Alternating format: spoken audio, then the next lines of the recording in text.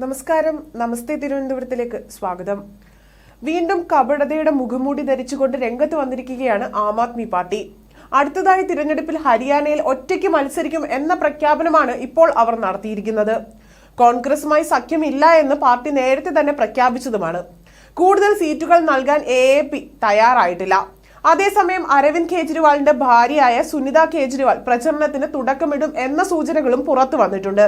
പഞ്ച്കൂലയിൽ ശനിയാഴ്ച നടക്കുന്ന വമ്പൻ പരിപാടിയിൽ AAPയുടെ വാഗ്ദാനങ്ങൾ സുനിത അവതരിപ്പിക്കും എന്നാണ് അറിയാൻ സാധിക്കുന്നത്. പഞ്ച്കൂലയിലെ ടൗൺ ഹാളിലാണ് തിരഞ്ഞെടുപ്പ് പ്രചരണത്തിന് തുടക്കമിടുന്നത്. നിലവിൽ അരവിന്ദ് കെജ്രിവാൾ തീഹാർ ജയിലിൽ ആണ്.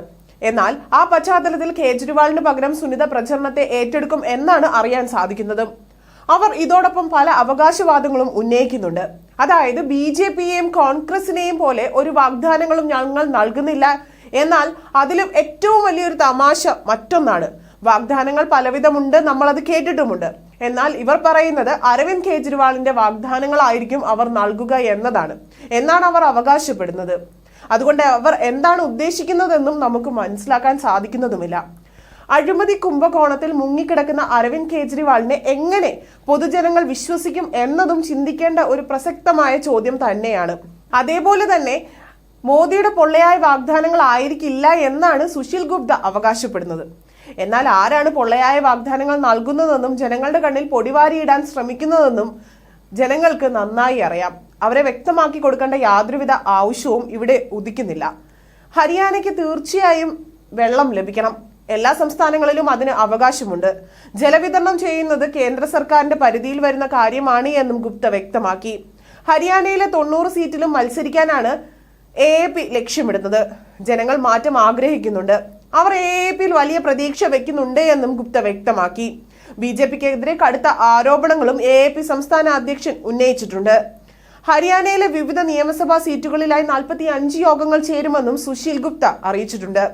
BJP കർഷക വിരുദ്ധരാണ്. സംസ്ഥാന സർക്കാർ എല്ലാ തന്ത്രവും ഉപയോഗിച്ച് പ്രതിഷേധത്തെ അടിച്ചമർത്തുകയാണ് ചെയ്യുന്നത്. ക്രമസമാധാന നില സംസ്ഥാനത്ത് വളരെ മോശമായി കൊണ്ടിരിക്കുകയാണ്. ഹരിയാനയിൽ കാട്ടുനീതിയാണ് ഇപ്പോഴുള്ളത്. കൊലപാതകവും തട്ടിപ്പും പോലും സാധാരണ സംഭവങ്ങളായി മാറിയിരിക്കുകയാണ്. ക്രിമിനലുകളെ നിലയ്ക്ക് നിർത്താൻ സർക്കാരിന് സാധിക്കുന്നതുമില്ല. എന്നാൽ സർക്കാരിന് കർഷകരെ തടയാൻ സാധിക്കുന്നുണ്ട്.